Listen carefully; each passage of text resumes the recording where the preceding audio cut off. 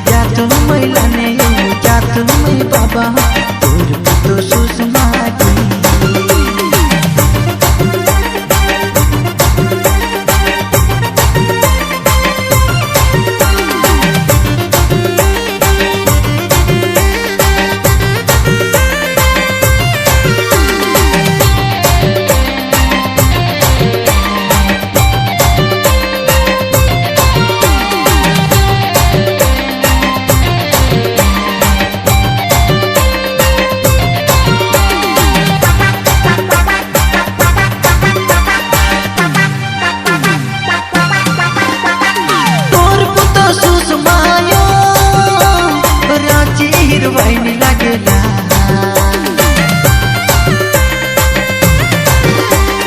तोर पुतो सुषमायो रांची हीरोइन लागेला।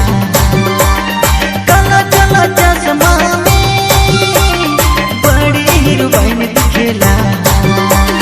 काला काला चश्मा में बड़ी हीरोइन दिखेला। जोड़ी आयो जोड़ी तो जोड़ी खोजा में ओहे जोड़ी सुषमा की।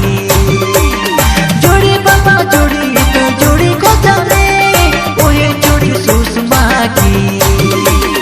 जातु मैला ने जातु मै बाबा तोर तो सुषमा की। जातु मैला ने जातु मै बाबा तोर तो सुषमा